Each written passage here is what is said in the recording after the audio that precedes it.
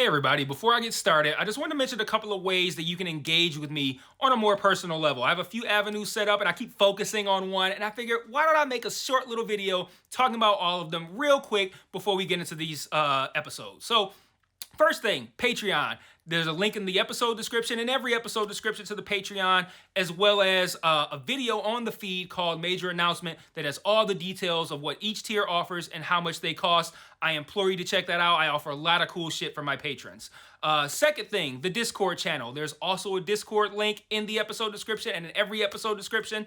I have multiple channels set up there for each show that I'm covering, and it's a great way to just engage with me. I have a channel set up for MMA talk as well. I'm a big MMA fan, so if you're an MMA fan, you can check that out as well. There's a link to the Discord in the episode description. And then lastly, the Facebook and Twitter. Social media. Follow me on there. I post news on there. When I say news, I mean like, hey, I'm stopping covering this show. Hey, I'm starting covering this show. Let me know what you think about this. I do live watches of things on Facebook where like I'll check in and say I'm watching so-and-so show, and then I'll like live comment while I'm watching it, and that'll be cool if maybe you watch that show too and you want to watch along with me, or you're watching it later and you will see my thoughts, which are usually pretty entertaining because I'm usually pretty high when I'm writing them. So check out all those links in each episode description, and let's talk about this episode. Peace. One mic, one mic. Yeah. All I need is one mic. One mic. Yeah. All I need is one mic. One mic. One mic.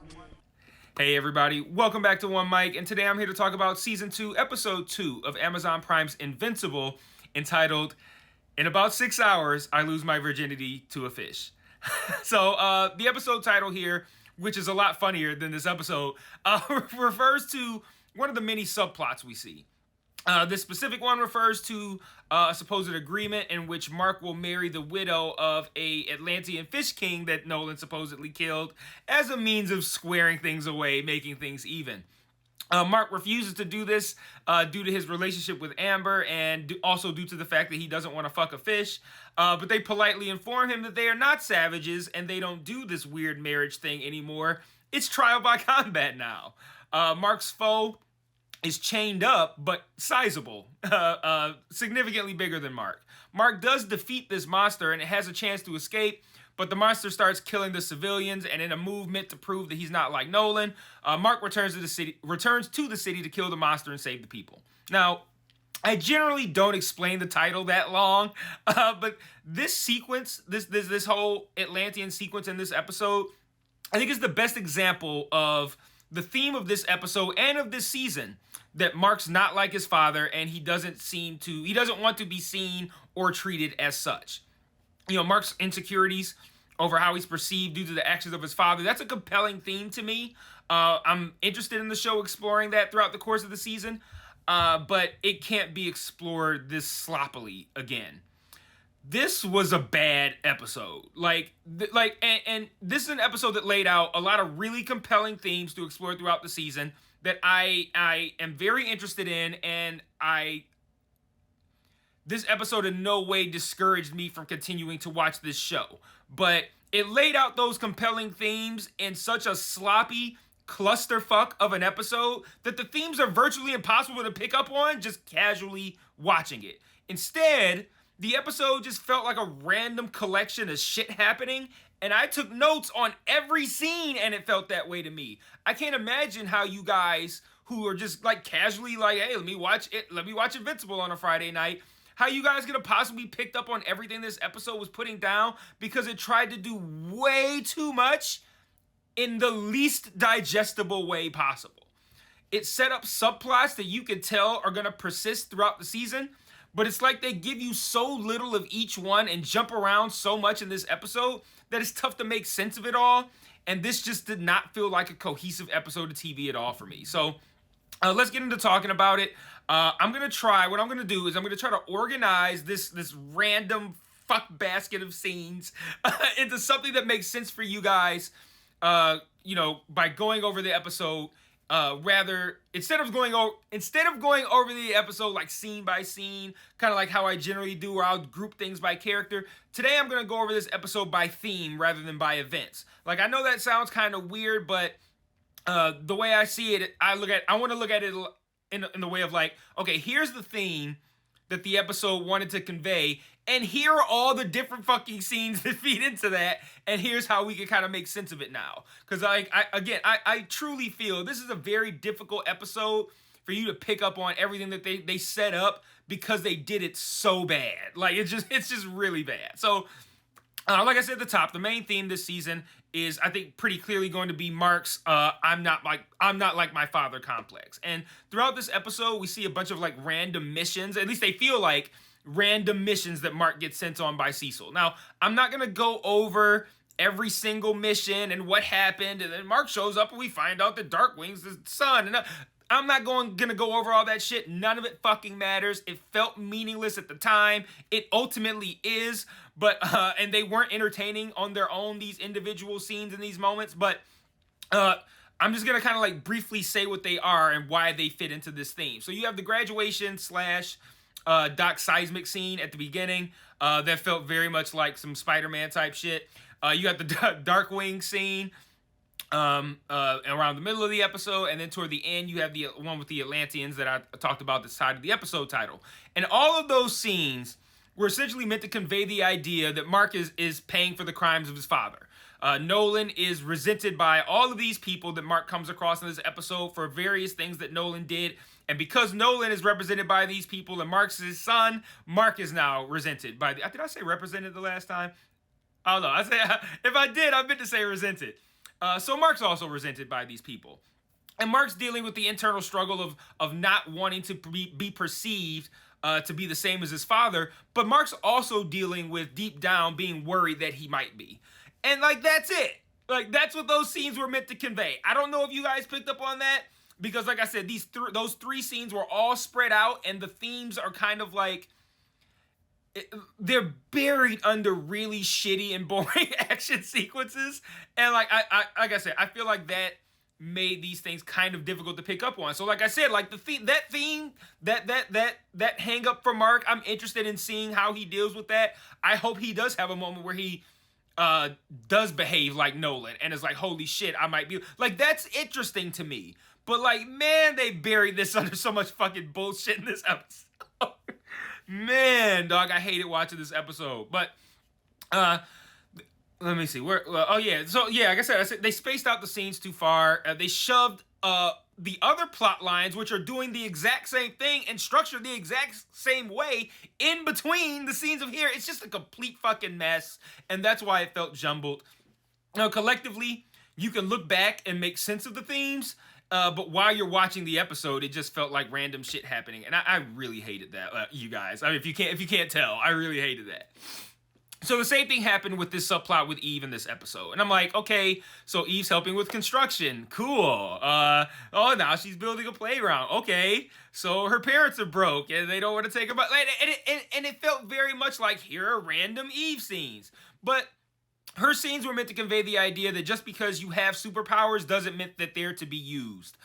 Eve is kind of presented as arrogant in this episode, I think. Thinking that she knows best by doing the right thing, helping these people. Like, I'm going to fix this building and I'm going to build this playground and I'm going to subvert all this red tape. And she gets props from these people like, thank you for subverting all that red tape. But in reality, she doesn't build shit to code. She doesn't know what the land quality is and what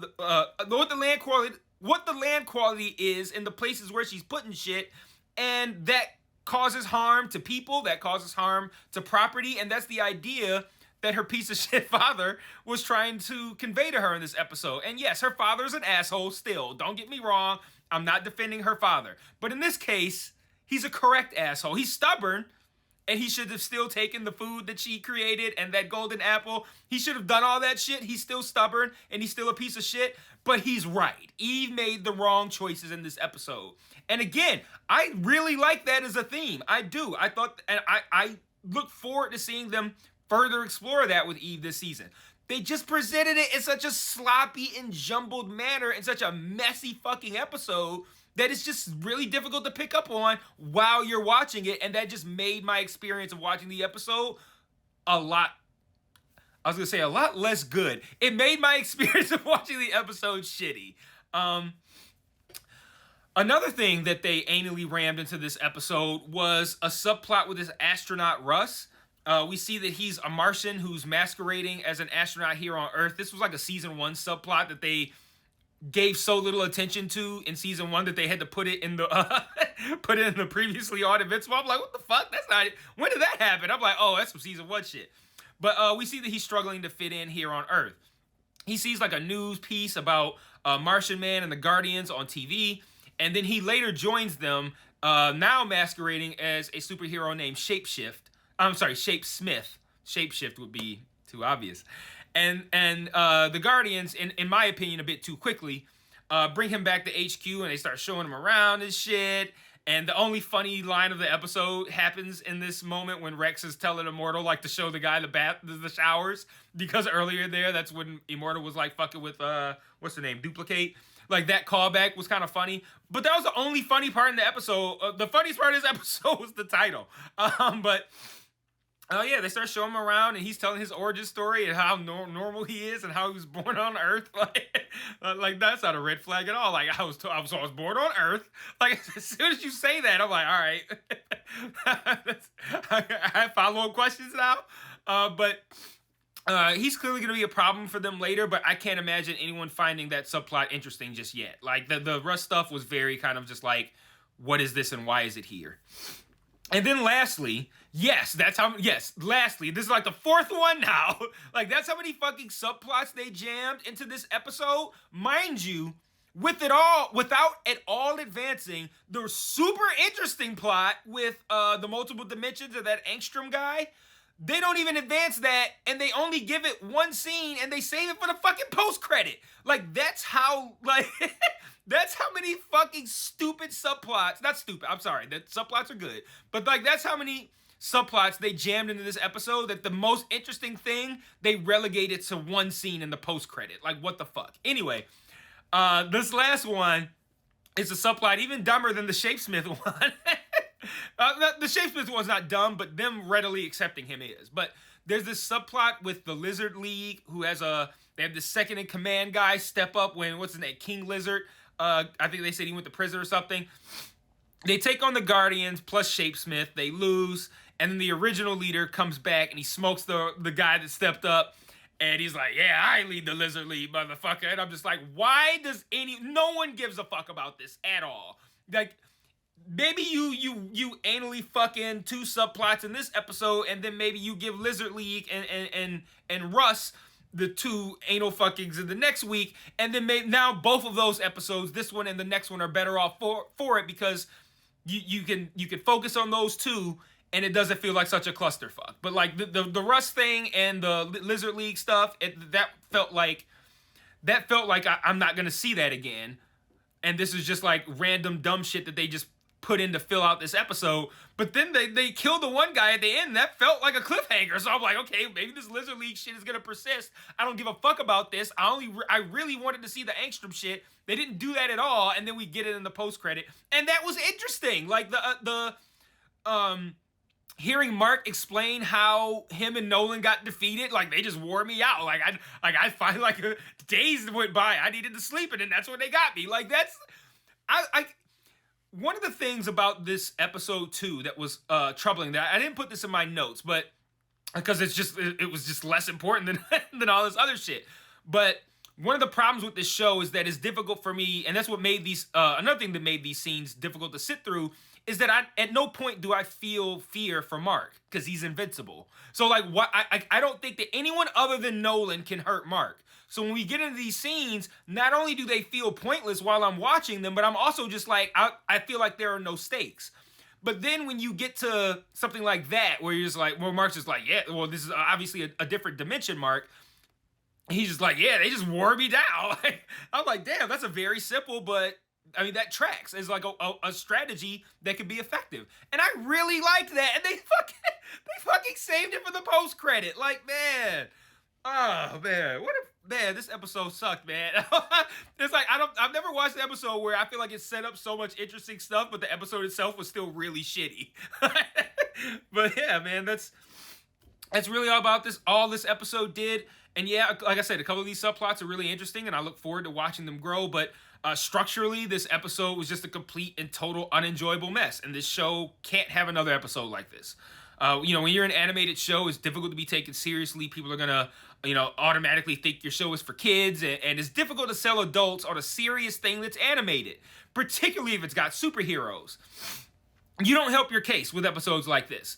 I absolutely love this show, but if someone was trying to sell me on this show and they showed me this episode, and they showed me this episode after saying all the things that I say about this show, all the things I said last season in my coverage, everything I said about episode 1, if they said all that stuff to me and then they showed me this episode, I'd be like, what the fuck are you talking about? This show is terrible. What are you talking? I'd never trust them again. So yeah, great show. Set up some interesting themes. I still love this show, but this was a terrible clusterfuck of an episode, and it was uninteresting. This can't happen again.